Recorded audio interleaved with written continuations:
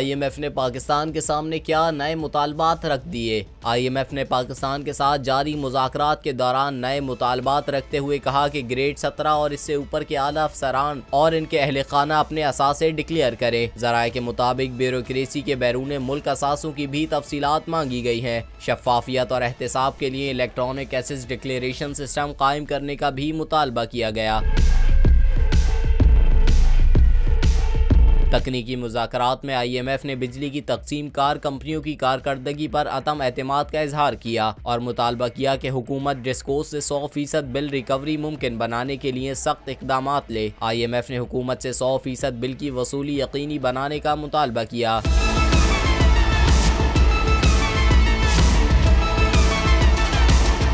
बिजली टैरिफ में सब्सिडी ख़त्म करने और सनती शोबों की टैरिफ सब्सिडी के खात्मे का मुतालबा भी किया। IMF का कहना है कि 100% बिल वसूली और हुकूमती कंपनियों की कारकर्दगी बेहतर बनाए बगैर गर्दिशी कर्ज का खात्मा मुमकिन नहीं। इसके अलावा IMF ने मुतालबा किया कि पाकिस्तान गैस की कीमतों में तवाज़ुन लाए और गैस चोरी और दीगर तकनीकी नुकसानात रोकने के लिए इक़दाम करे।